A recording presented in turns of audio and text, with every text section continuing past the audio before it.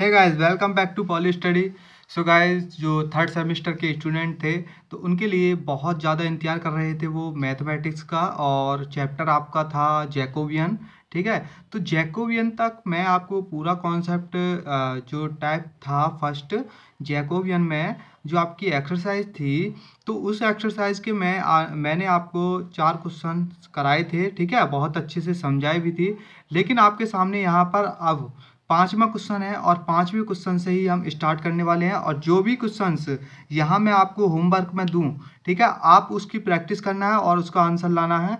ठीक है, और आंसर तो आप अपनी उत्तरमाला में देख सकते हैं, लेकिन फिर भी मैं उसका आंसर बता दूंगा। ठीक है, तो यदि यहाँ पर क्वेश्चन देखो, क्वेश्चन नंबर 5 है, यदि u बराबर y minus x upon 1+xy, v बराबर tan inverse y minus tan x, तो del u v upon del x y का मान ज्ञात करें। ठीक है, तो यहाँ पर u और v के दो मान दिए हैं। ठीक है ना, दो फल हैं आपके u और v। यहाँ पर x के सापेक्ष और y के सापेक्ष इसका यहाँ पर सबसे पहले क्या करना है आपको, आंशिक जो आपका जैकोबियन है, जैकोबियन का तरीका क्या था, सबसे पहले आपको सारणिक बनानी है। ठीक है, यहाँ पर लिखना है, इसका मान निकालना है। तो सारणिक कैसे बनेगी, सबसे पहले u को x के सापेक्ष, फिर u को y के सापेक्ष, फिर v की बारी आती है तो v को x के सापेक्ष, v को y के सापेक्ष। इस प्रकार से आपकी सारणिक, अब जब आपकी सारणिक बन चुकी है, सारणिक के भीतर ये मान आपको ज्ञात करने हैं। जब आपको del u upon del x, अब देखो del u upon del x यहाँ पर ये बारी आती है। ठीक है, ये वाले, इसका मान कैसे निकलेगा,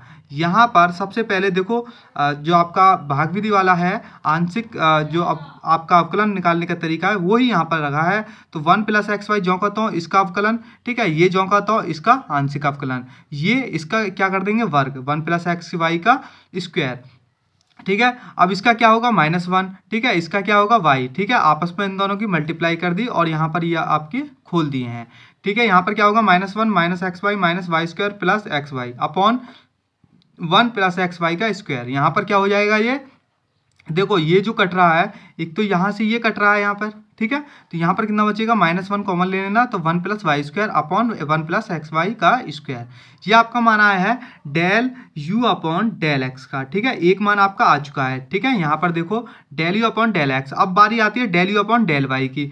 ठीक है, तो यहाँ पर क्या होगा, देखो del u upon del y का मान निकालेंगे तो इसी प्रकार यहाँ पर क्या होगा, देखो यहाँ पर ये आएगा 1। ठीक है, ये कितना होगा x, इसी प्रकार यहाँ पर करते हुए इसका सरलीकरण, तो ये आपका आएगा। ठीक है, 1+x का स्क्वायर अपॉन 1+xy का होल स्क्वायर। ये किसका मान है, del u upon del y। ठीक है, इसका मान आ चुका है। उसके बाद अब v की बारी आती है, v को x के सापेक्ष आंशिक अवकलन करना है। तो v की जो वैल्यू है वो उसने दी है tan inverse y minus x upon 1+xy। ठीक है, इसको करना है, तो ये कितना होगा, tan इनवर्स का आंशिक अवकलन 1/1+x। ठीक है, तो यहाँ पर ये कर लिया हमने 1+x। ठीक है, इसका x का स्क्वायर। ठीक है, क्लियर समझ में आ गया।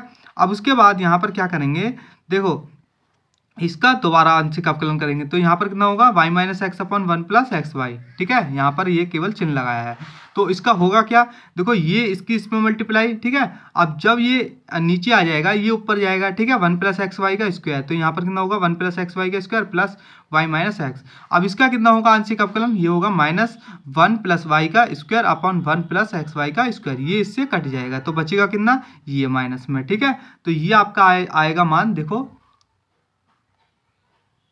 ये मान आपके पास यहाँ पर इतना आ चुका है। ठीक है, उसके बाद आपको क्या करना है, नीचे जो आपकी मान थे उनको हमने क्या किया, खोल दिया। ठीक है, खोलने के बाद यहाँ पर कितना बचेगा, यहाँ से यहाँ पर इसमें से y कॉमन लिया, y कॉमन लेने का भीतर बचेगा x² प्लस 2x। ठीक है, 1 यहाँ से यहाँ तक। ठीक है, ये यहाँ से यहाँ तक इसमें से y कॉमन लिया और 1 माइनस एक्स को अलग रखा। ठीक है, तो इतना किया, इतना करने के बाद यहाँ पर क्या होगा, देखो ये ऊपर कितना बचेगा, 1+y²। ओके, क्लियर समझ में आ गया। तो यहाँ तक आपका आ चुका है del v upon del x का मान।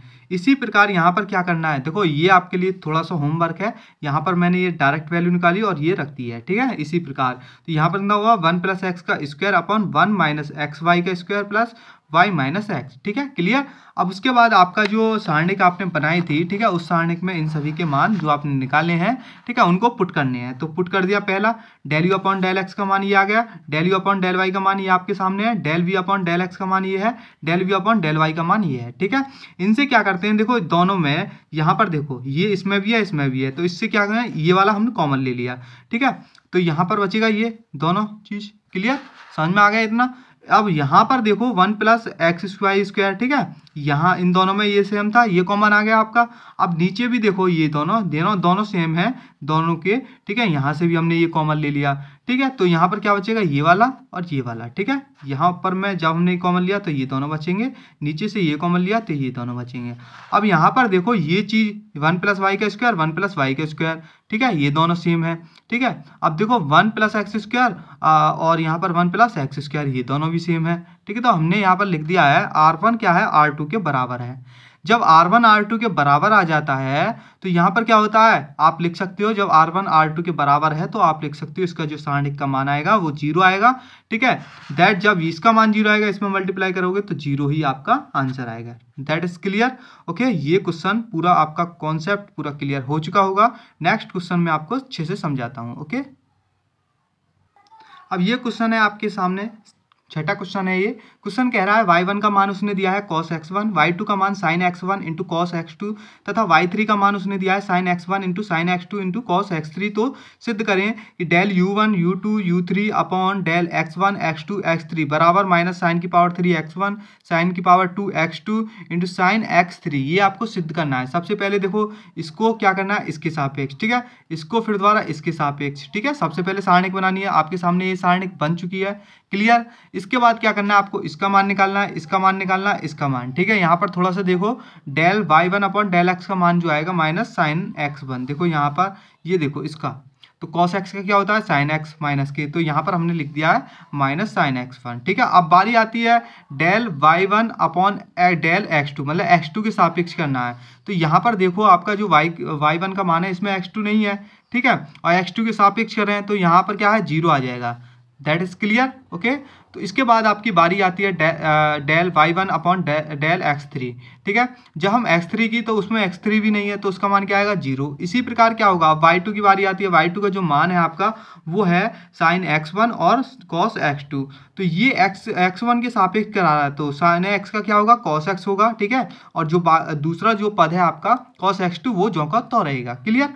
उसके बाद यहाँ पर बारी आती है डेल y2 अपॉन x2, वो x2 के सापेक्ष करना है, ठीक है ना, x2 के। तो यहाँ पर क्या है, उसमें देखो यहाँ पर साइन x1 जो का तो रहेगा, ठीक है, और उसके साथ है cos x2, तो cos x2 का क्या होगा साइन x2 हो जाएगा, ठीक है, साइन x2 हो गया यहाँ पर इतना। उसके बाद यहाँ पर उसमें वो कह रहा है del y2 upon del x3 उसमें है नहीं तो यहाँ पर क्या होगा 0।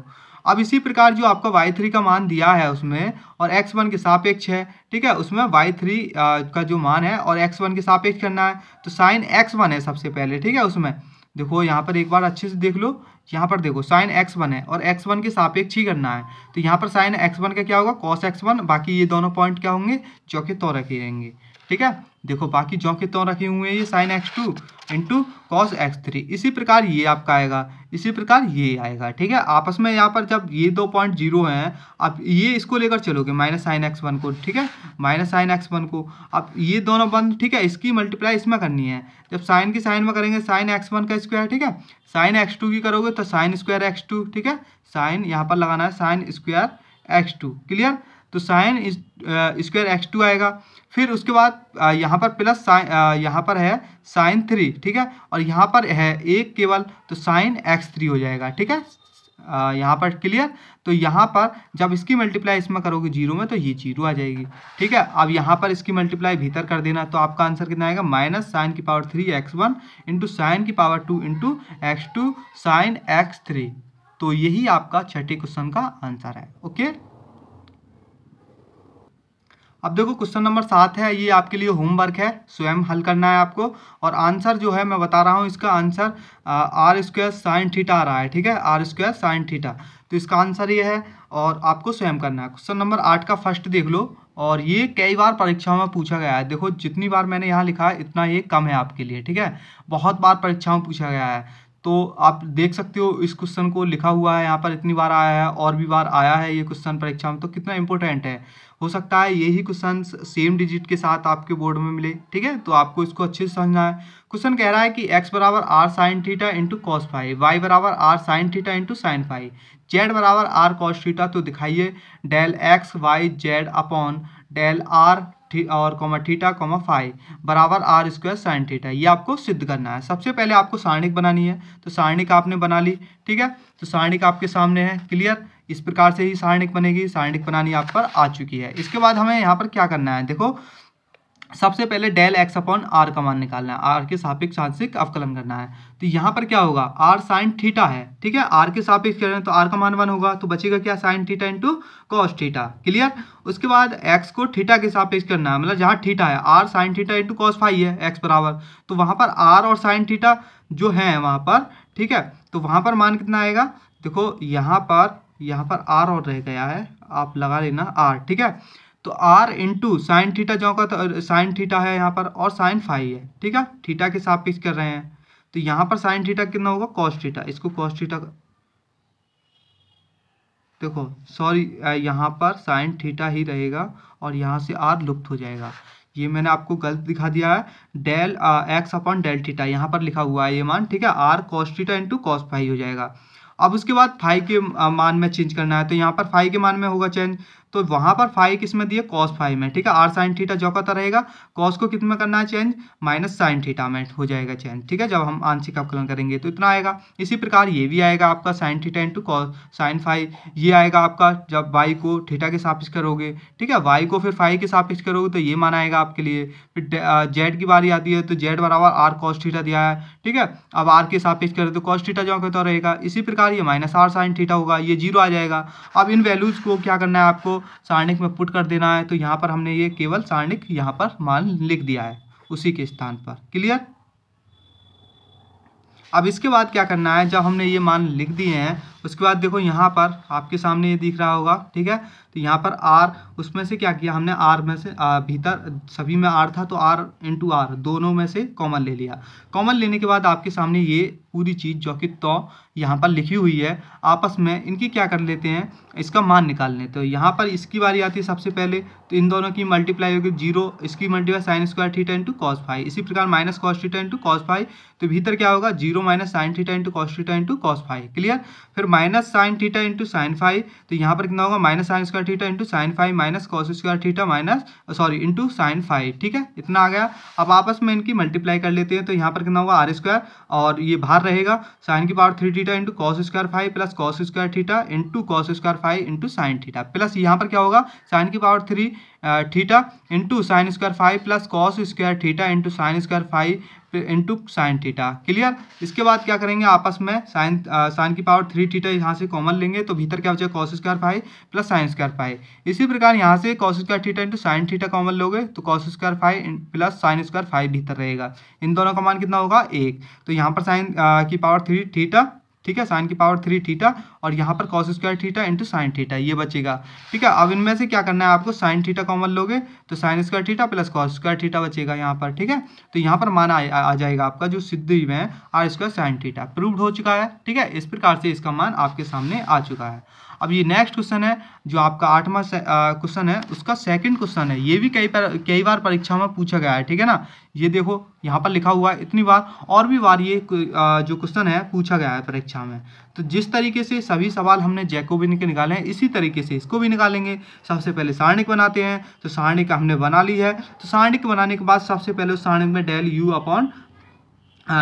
1 अपॉन डेल x1 का मान निकालना है। अब यहाँ पर ये है आपका x2 into x3 upon x1, तो जब हम इसका मान निकालेंगे x1 के सापेक्ष करना है, तो यहाँ पर x1 का स्क्वायर कर देंगे, ठीक है, x1 का स्क्वायर माइनस में जब आप लोगे इसको, ठीक है, इसका आपको मान आएगा इतना। इसी प्रकार से del u2 upon del x, देखो यहाँ पर del u1 upon del x2 का मान निकालोगे तो x3 हो जाएगा, क्योंकि यहाँ पर x2 के सापेक्ष निकाले इसका मान 1 हो जाएगा, दैट इज क्लियर। इसके बाद यहाँ पर बारी आती है x3 की, तो x2 अपॉन x1 हो जाएगा, इसका मान क्या होगा 1 हो जाएगा। अब बारी आती है u2 की, यहाँ पर u2 है ये, ठीक है, और उसको x1 के सापेक्ष करना है तो x3/x2 बचेगा। क्लियर। उसके बाद यहाँ पर बारी आती है आपकी x2 के सापेक्ष इसको ठीक है ना। तो यहाँ पर इसको x2 क्या नीचे, तो इसका क्या होगा, स्क्वायर हो जाएगा माइनस लगाकर, ठीक है ना।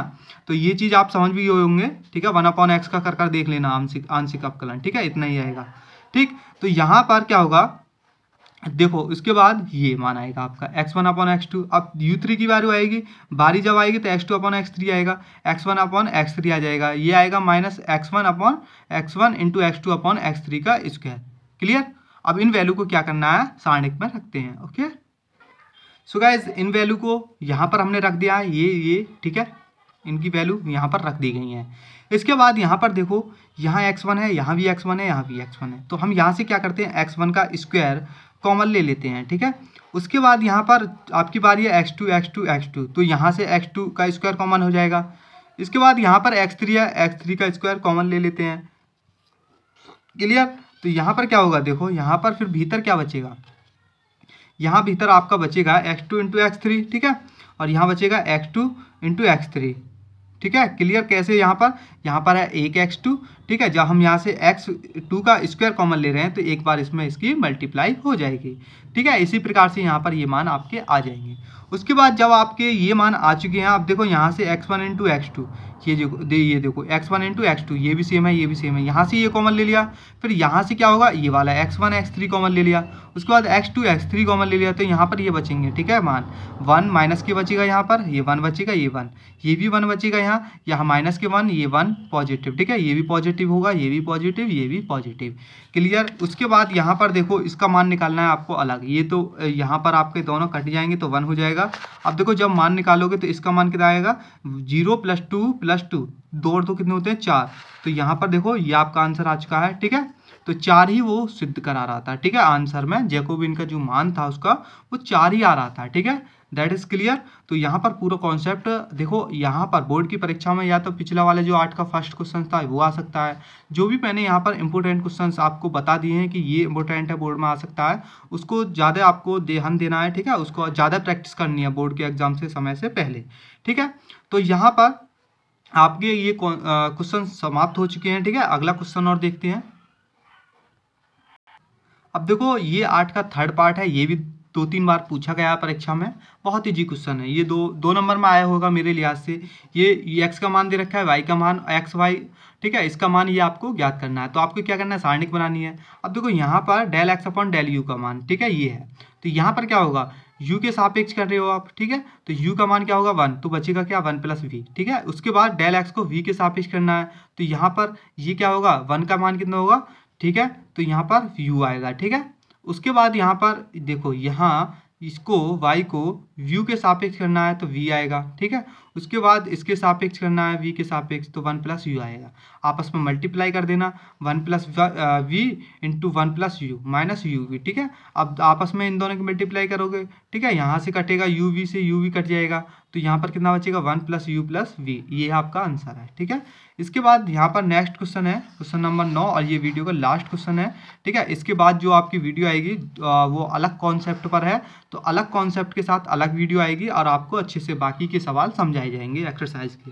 तो ये क्वेश्चन है, u बराबर वैल्यू दे रखी है XYZ, v बराबर x² y² + z², w बराबर x + y + z, तो इसका मान आपको ज्ञात करना है। 2002 में ये पूछा गया है, ठीक है। सबसे पहले आपको सारणिक बनानी है, सारणिक आपकी बन गई है।